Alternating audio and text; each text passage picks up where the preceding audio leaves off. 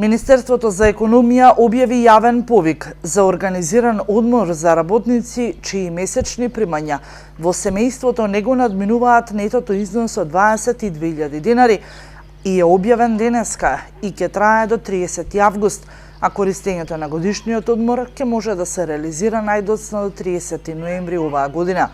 Документите потребни за аплицирање се објавени на веб страната на Министерството за економија, како и деталите за потребната документација, а можат да се обезбедат и преку архивата на Министерството.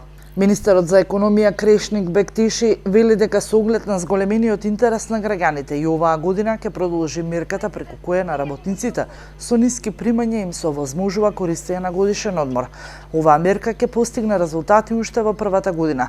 Во 2018 година беа издадени над 1700 потврди, што значи толку семејства искористија одмор во туристичките места низ државата, што резултираше со раст на бројот на домашни туристи во 2018 година за 12%, во споредба со 2017. При тоа, најпосетени места беа Охрид, Попова шапка, Маврово и Берово.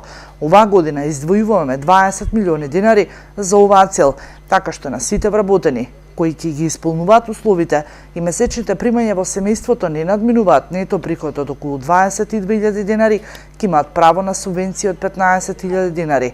Корисниците на овие ваучери ќе имаат на располагање голем број категоризирани хотели во земјата за сместување кои се претходно пријавени во Министерството за економија и со кои имаме склучено договор за соработка, вели министерот Бектеши.